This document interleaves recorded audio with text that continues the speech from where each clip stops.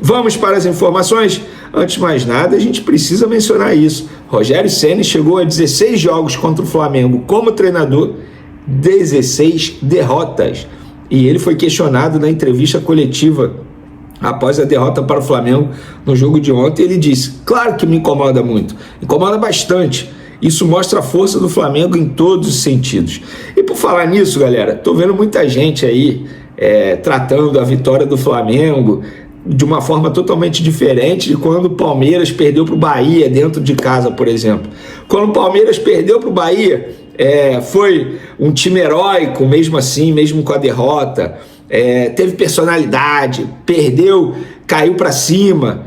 Aí o Flamengo ganha, não convenceu, o Flamengo jogou mal. Gente, o Bahia ganhou do Botafogo e do Palmeiras fora de casa. O Bahia em 16 jogos fora de casa, apenas 2 derrotas.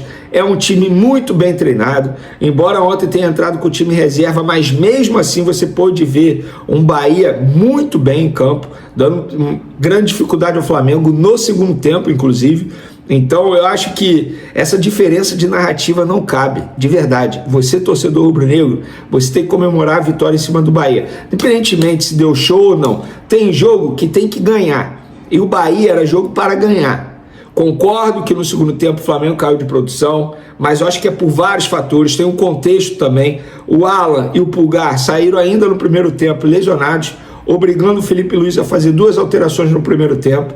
Concordo que no segundo tempo ele demorou a mexer, beleza, mas isso é uma característica do Felipe Luiz, não só nesse duelo. Então, o Flamengo tem que comemorar. Não deixem que parte da imprensa minimize esse resultado, que foi um resultado extremamente importante. Inclusive, no momento que a gente grava o vídeo aqui, o Flamengo é momentaneamente o líder do Campeonato Brasileiro, forçando o Palmeiras, que vai jogar nesse domingo contra o São Paulo, um clássico, e o São Paulo é sempre uma pedra no sapato do Abel Ferreira, a vencer o clássico, senão o Flamengo dorme na liderança do Campeonato Brasileiro com 17 pontos. Então, não deixem que certas pessoas da mídia em geral, não estou falando de uma pessoa específica, mas eu estou vendo nas redes sociais o tratamento totalmente diferente quando o Palmeiras perde para o Bahia dentro de casa e o Flamengo ganha do Bahia dentro do Maracanã. Inclusive, parabéns aos torcedores do Flamengo, ontem fizeram uma bonita festa. E eu preciso elogiar o Felipe Luiz. Felipe Luiz, ele foi corajoso. Eu gosto de treinador assim, sabe por quê? Ele tirou o Pedro do time titular, manteve o Michael, jogador que estava recebendo muitas críticas, inclusive aqui no canal Vene Casagrande, eu critiquei, mas eu preciso elogiar o Michael, que ontem ele fez uma boa partida, sobretudo no primeiro tempo. Deu assistência para o Arrascaeta, fez jogadas importantes na ponta esquerda de ataque do Flamengo, e o Felipe Luiz foi corajoso. Não é fácil tomar esse tipo de decisão, indo, entre aspas, contra o gosto dos torcedores, tanto é que nas redes sociais, no Twitter e no Instagram, quando eu noticiei a escalação do Flamengo antes da escalação oficial, que Michael seria titular, que Varela seria titular e que Alan seria titular, muita gente criticando demais o Felipe Luiz, isso é um absurdo, isso é um absurdo, isso é um absurdo, mas o Michael acabou indo bem, então méritos para o treinador. E agora o Flamengo tem uma sequência extremamente decisiva para as pretensões do clube na temporada. O Flamengo pega a LDU agora, quinta-feira. Ontem, inclusive, no Maracanã gritaram, porque eu não posso falar a palavra aqui, incentivando os jogadores. Depois, no dia 18, no próximo final de semana, pega o Botafogo no Maracanã pelo Campeonato Brasileiro. Depois, no dia 21, pega o Botafogo da Paraíba pela Copa do Brasil. O Flamengo fez um placar magro no jogo de ida. E depois pega o Palmeiras fora de casa pelo Campeonato Brasileiro. Jogo que a gente costuma falar que é jogo que vale 6 pontos. Para mim, são os 2 clubes que vão brigar pelo título do Campeonato Brasileiro. Não vejo nesse momento outro clube. Claro, tem que esperar após o Super Mundial, tem o Internacional que chega muito bem na temporada, mas eu acredito que Flamengo e Palmeiras são os times mais constantes na briga pelo Campeonato Brasileiro. Vamos falar agora de renovação. Antes de falar detalhes da renovação de contrato do Arrascaeta, vamos falar do Joshua e Léo Nanete, porque esses 2 jogadores renovaram seus contratos com o Flamengo. O que acontece? O Flamengo ainda não divulgou o porquê. Eles assinaram um documento que a renovação de contrato passa a valer quando eles fizerem 18 anos, tá? Deixa eu só pegar aqui no Twitter, porque eu publiquei, deixa eu ver quando que eles vão completar. O Joshua, por exemplo, O novo vínculo, válido por 5 anos, vai começar a valer no dia 26 desse mês, que é quando ele completa 18 anos. Para quem não lembra, o Joshua é aquele jogador que fez a sua estreia recentemente pelo time profissional do Flamengo, contra o Botafogo da Paraíba pela Copa do Brasil, entrou, mostrou estrela e fez o gol da vitória. Então, 5 anos de contrato para ele aí, mais 5 anos, né, a partir dessa data dos 18 anos dele, então vai até 2030. E outro jogador que o Flamengo renovou, o Léo Nanete, é um goleiraço da categoria de base do Flamengo. O Felipe Luiz é apaixonado por esse jogador, apaixonado, tanto é que o Felipe Luiz levou o Léo Nanete para pré-temporada lá nos Estados Unidos e a todo momento, com uma grande constância, ele é relacionado para o time profissional do Flamengo e treina quase que diariamente com o elenco profissional. Ele vai completar 18 anos no dia 21 de agosto. E a partir daí o novo vínculo dele com o Flamengo passa a valer 5 anos de contrato também, 2030, multas rescisórias extremamente altas, podem ficar tranquilos. Então o Flamengo fazendo um bom trabalho de renovação na categoria de base. Já tinha renovado com o João Vitor, zagueiro, que hoje faz parte do elenco profissional, apenas 18 anos, e renovou recentemente com Pablo Lúcio, outro jogador que o Felipe Luiz gosta muito. Inclusive essa informação foi trazida primeiro pelo perfil Flabase e nós confirmamos do Pablo Lúcio. Vamos agora falar, só uma atualização, Pulgar e Alan realizaram exames médicos nesse domingo. O Flamengo espera o resultado para saber se tem lesão e se tiver lesão qual é a gravidade. Ou seja, preocupa para o jogo de quinta-feira. A partir do momento que os jogadores fazem exames médicos, é porque existe ali a suspeita de uma lesão muscular, mesmo que seja edema. O edema eles não consideram lesão, mas o Alexandre teve edema e ficou 3 jogos seguidos com uma ausência aí por conta desse edema muscular. Então torcer para que não tenha edema, para que não tenha lesão, porque o jogo de quinta será extremamente importante, tendo em vista aí que se o Pulgar não jogar, vai fazer o quê? Recua, vai jogar o Everton Araújo? Não tem o Alan também pode ficar fora, vai jogar quem? Você recua o De La Cruz, bota o Gerson ao lado dele, ou bota o Léo Ortiz de primeiro volante? Enfim, torcer para que esses 2 jogadores fiquem à disposição, porque o jogo de quinta, repito, é o jogo mais importante do Flamengo na Libertadores da América, quiçá na temporada, hein?